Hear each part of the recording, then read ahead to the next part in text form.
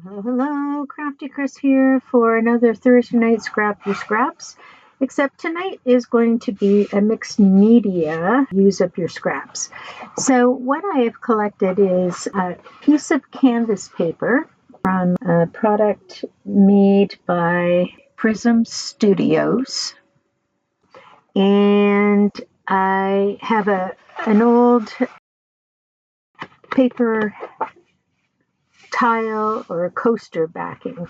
And what I did is I just simply took some glue and attached this coaster to the back of the card of the canvas paper so I can get that canvasy look on my mini mixed media art. So the next step right now will be to trim this out, and I'm going to trim it out with big scissors. Oh, I do have to show you these scissors. Look at these beautiful scissors. This is my usual pair of scissors, and I always find them just a little too short for cutting long edges of some of my jelly prints and things, because I really don't like to do more than one snip if I can get by it, and these things have really helped me out. The blade itself is 7 inches long. The entire scissor is pretty much 11.5 inches. So that's an amazing thing I found. All right, back to what we were doing. So I'm just going to trim right along the edge.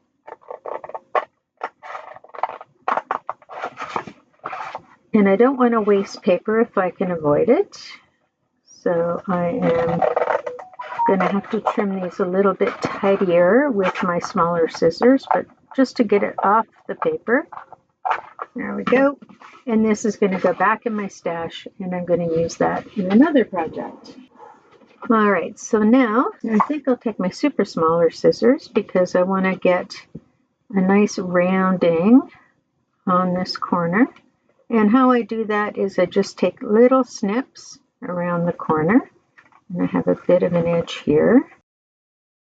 And again, just little snips using that cardboard edge to cut around. And canvas paper does fray, so you want to make sure that you're going to seal the edges, and I'll show you how to do that in a moment. To seal the edges of these, I don't want to use materials that are going to be a problem when I'm adding my colors and paints and whatnots to this project. So I want to make sure that I avoid using anything that's waxy or has an impervious surface. So I am going to use some white titanium paint. Now, the nice thing about acrylic paint is you can paint over it. So that's basically what I'm going to do after the fact. And I think I have enough. I am just going to draw my finger across the edge of this, making sure that I get it in those little cracks, because we want those edges to be sealed even if it's with acrylic paint, because you can always paint over top of acrylic paint. And we may or may not, depending on what the project is, be creating using gesso. So you want to get those ends all stuck on there. And we might have to trim a little bit after we do this. And then you're going to sit and let it dry. There we go. So we have a few hairs, which we're going to trim off after the whole thing dries. And now we're going to get a wet wipe. Nice thing about acrylic paint is before it dries, it comes off nice and easy, as if it's paint, and then afterwards it can be peeled off. All right, putting this to the side for a moment. Now I'm going to make a couple of snowflakes. I'm back with my cream paste and my snowflake mold, but I want to make sure that whatever I choose is going to be something that will actually work for the scale of this. And so I kind of see a couple that I think will be pretty good. I'm just going to powder up the ones I see, and I just put a little powder in there so that everything will come back out after the fact. Blow out all the excess powder. Okay, so now this is a hard one, so I don't know if I have, oh, I do have viable. Okay, so I'm just going to take a tiny bit and I'm going to go in and try to force stuff into the corners. Make sure that I have no bubbles. So I might end up with some stuff that is around it. I just want to make sure I get that complete snowflake with no air bubbles. And the only way I know how to do that is to use my finger to force it in. And now I'm going to just scrape the excess. Now I'm going to fill in with a palette knife. This is where I want it to be flat. So I'm just going in after the fact, after I've put in that base coat,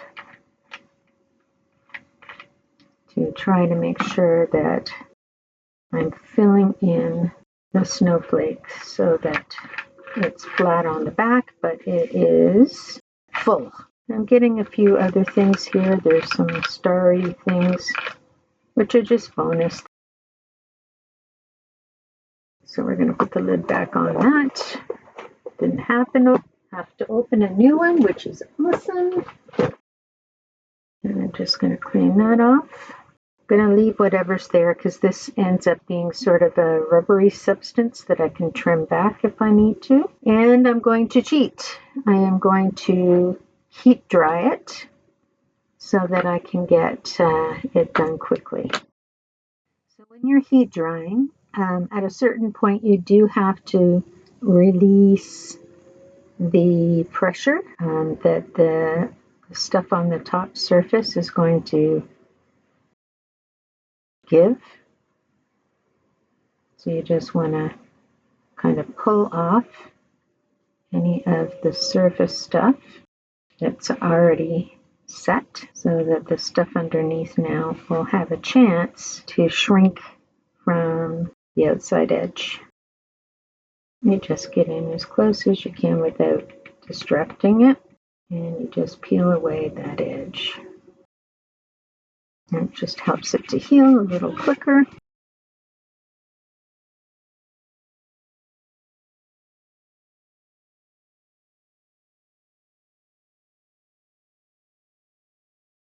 Now when you're heating it, you need to heat both sides. So you heat this for a little while and you'll notice that things kind of buckle up, and then you go to the back and heat the back side and things flatten out.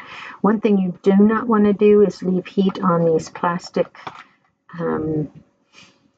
molds because they will melt. Also want to make sure before you try to take anything out that the mold is completely cool. Now we are going to make a winter scene using paints and mixed media. So the first thing I want to do is make an underpainting for the whole finished project. So I have a couple of distress paints here. I've got Uncharted Mariner, Blueprint Sketch, and Salvage Patina, and I'm just going to put a little bit of each out on my palette to start. A little bit of black and some titanium white. Now this is just going to be an underpainting. Actually, well, I better put a little more of each of these out. So the first thing I'm going to do, my hands are completely covered now, is I'm going to get some inexpensive brushes. I've got 3 sizes. Here we go, and I'm going to start with the smallest of the 3 sizes. And I'm going to put in my, what I want to call my Northern Lights kind of idea. Now this is unprimed canvas, and I like that idea because it's going to absorb some of the color. And I'm just making a nice band. Have some water to do some cleaning up, and some paper towel. Now I don't need to get it completely clean, just so that it's not transferring color.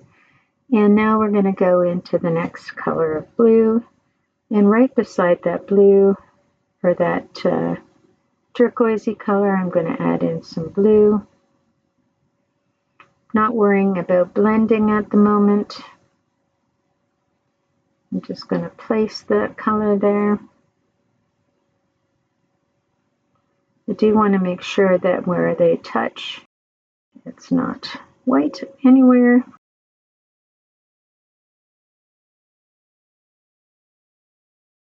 And now I'm going to take a tiny bit of black and some of this blue, because I want to just darken that down a bit. A little more black.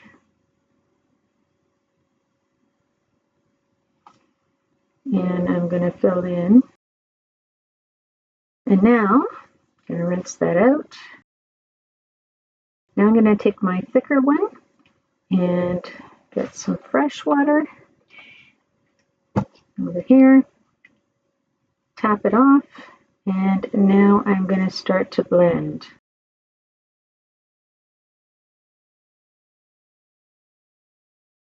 And so these colors are starting to blend together, and you're just seeing a little bit.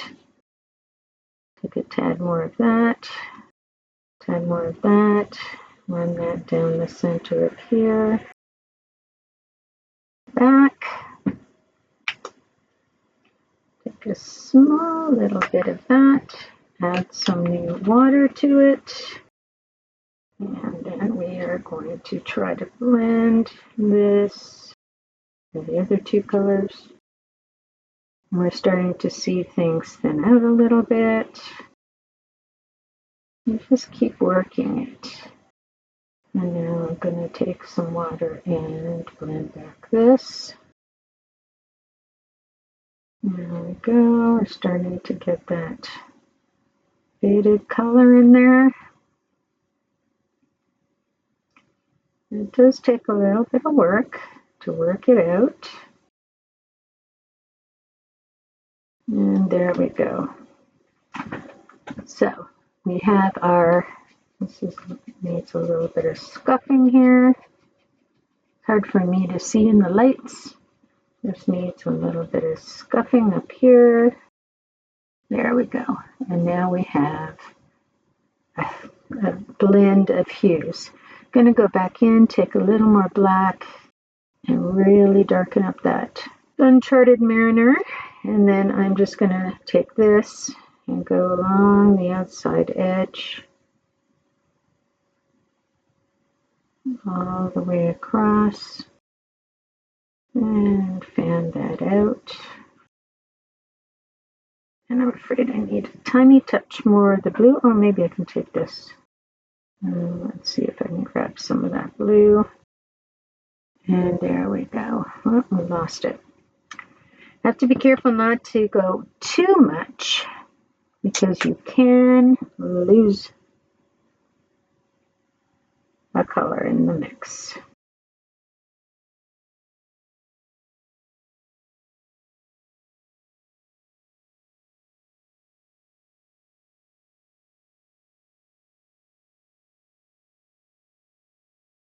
A little too much. And fix that a little bit.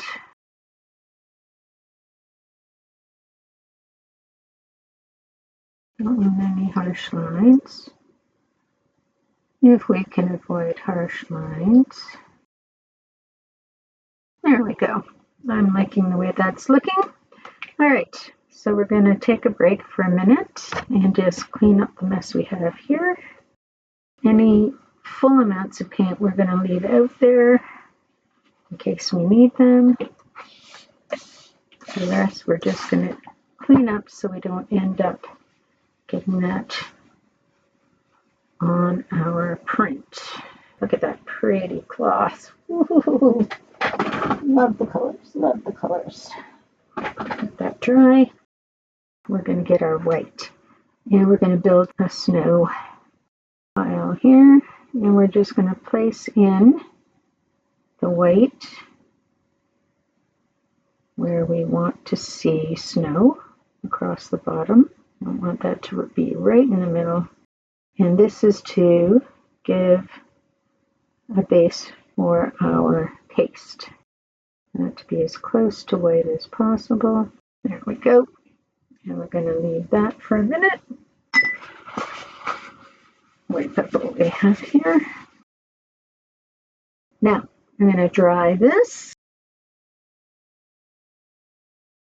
Okay, so now I'm going to flip it over and dry the back. It's just a little more drying along there. And we're ready to add our snow texture. So I have, this is crystal paste. It's a Sizzix product. And we're going to dig in. And we are going to mash that down.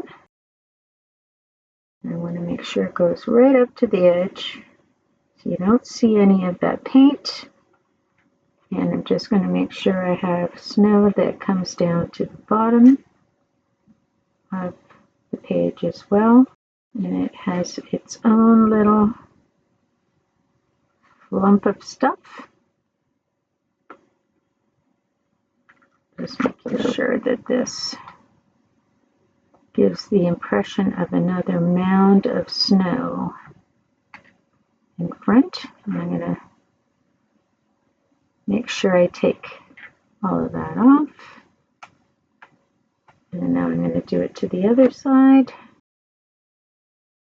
I'm going to have it build up so that it goes right over top of the existing. And it just kind of flops down on top. Oops.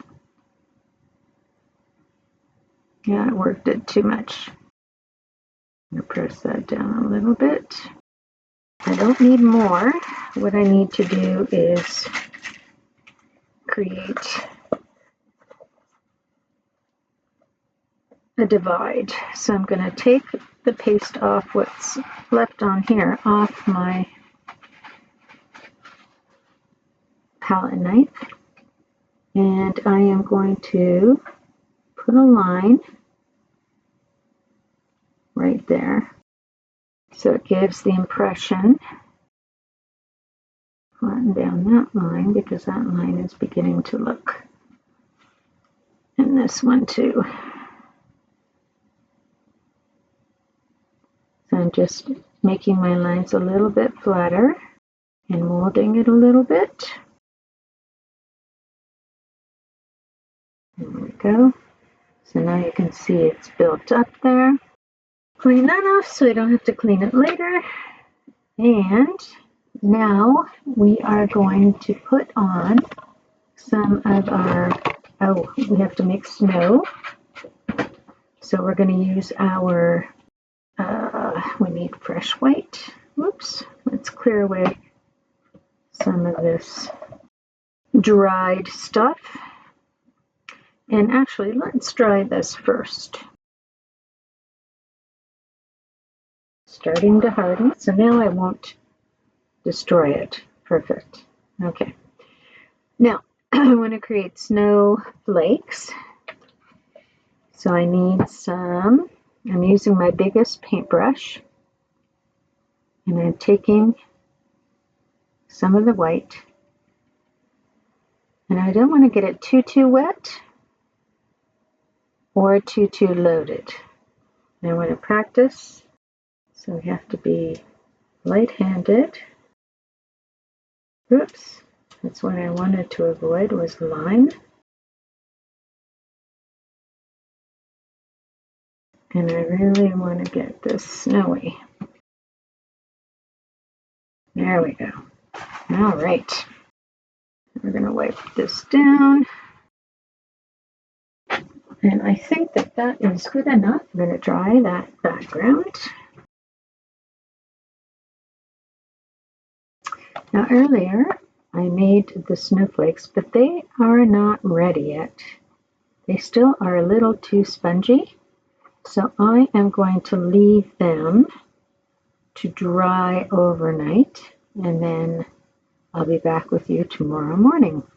All right, so I have popped the snowflakes out of my mold, and you do need to go back in and clean up the mold. So a little bit of soap and water will get that off. Just let it sit for a minute so that the water lifts it, and then you can just scrub it off. I use my finger.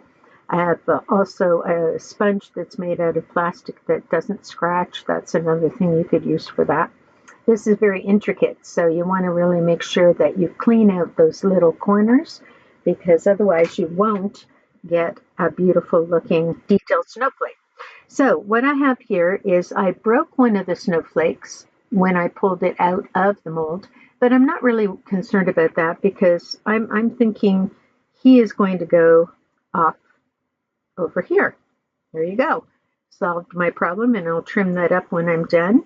And I like this big one, so I think I'm going to put him up here. And that one maybe there. And a little one up here. So I'm just like laying them out. So this one kind of different than that one, which is also different from this one. There we go. And then I have these little guys. So let's put a big one there. And then the next big one we're going to have down here. And then the medium ones, we'll put one there. And we'll put one there. And we'll put this guy up here. And we'll have a little one down there. Just kind of pairing them up. There we go. And I was hoping to use this frame, and I think what I might do is just have the frame coming off the corner at the top, so you wouldn't see the the whole frame. And then if I move these guys just a little bit more, I have room that I can put a title. And I was thinking I would cut this down. It says wish on it, and I thought I might just cut the word down and put it in there, or I can put a completely different sentiment on a piece of paper that's pop dotted, whatever I want to do. At the moment, I am happy with what I've got here. Now, before I move on, I have to trim all the hairy bits off the edge of my snowflakes to make them nice and clean and ready to glue down. All right, I trimmed off the little extra bits that I didn't want, and now I'm actually going to start to glue things down. I'm going to use a slightly thicker glue than usual because I want some of these are concave. When they come out of the mold, we want to make sure that we have slightly thicker glue, so when we put this down, it will stay. The glue is clear. Hold it down for a second while it adheres.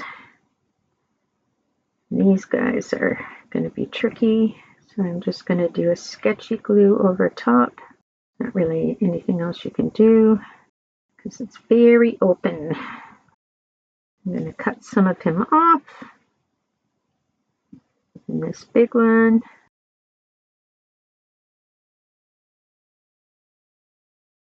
And these little guys are a little bit trickier, so I'm going to use my wax lifter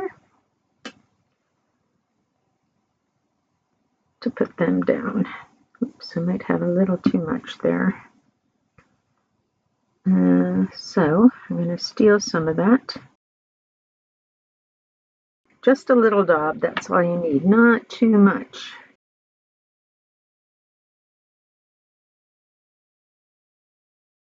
That should be every bit glued down. So, first thing I'm going to do is turn it upside down to put some more pressure on everything. Make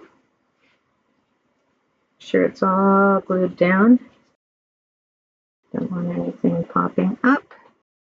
Now I'm just going to leave that for a moment because I want it to dry. So I've decided to change my mind about what I'm going to do here. I have this tape from Tim Holtz. It's a couple of years old, and I like the idea of possibilities. But the tape, of course, is not going to sit well on there. So I'm going to pull out some white cardstock that I have from my scrap bin and make sure I get something that's at least wide enough that I can trim down. That's cardstock, so I can pop that on there. So now we're going to find the opening. And I've done this trimming off of words before. That's why I have a whole word called imagine. I'm going to stick that back on my roll after the fact. There's my possibility. This goes back on here. There we go. So I have that for the next time. And it all goes back in its container and gets put away in its proper spot after. Now, I have a bit of black on the edge here, so I want to really trim it so that there's just white. There we go. And I'm going to put it down on the cardstock. And I'm going to line the top of the tape with the cardstock. Got some black there, but when I trim this down, I'm going to trim that black off. All right, so now we're on cardstock. And it's a little tiny thing to trim, but I'm going to anyway. Get my fingers in there, cut carefully so I don't cut off my fingers. And look, this piece can go back in the collection. Perfect. Just make sure it's all scooched down. And I'm going to trim off that little bit of black there. There we go. And just to make sure that we have it completely sealed, I'm just going to run the edges through some glue on my mat. I can get the glue out of the bottle. There we go. And I'm going to carefully just run the edge of the washi through the glue. And that just helps to keep it stuck on the edge. And I'll just do the other side as well.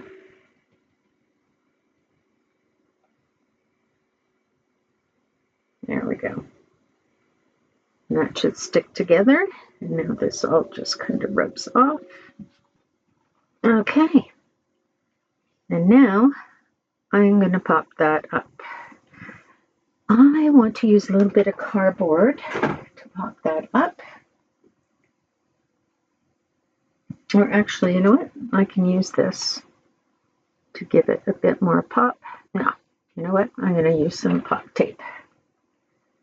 Sometimes I just can't decide which way to pop it. And I'm going to pop it with pop tape. And hopefully I can trim it so you can't see the pop tape. I usually trim it sort of inward, so it goes in rather than straight. And I think I need to do that along the edge. Just a little bit. I think that did it. See, the problem is if you mess around too much, you sometimes end up with more problem. All right. We're going to leave it at that. Now, it has sticky tape on the back of it, but I'm also going to put glue on it because I really want it to stick. And the glue will go down in the grooves of the canvas and hold on. And make sure I have it nice and straight. There we go. And now all that's left is to get my bigger scissors and trim off the excess elements. And there is our finished mixed media mini canvas. I hope you enjoyed this episode of Scrap Your Scraps with a mixed media bent. And if you did enjoy it, please share it with your friends. And don't forget to subscribe at the end of the video under the video. Thanks for joining me. Bye.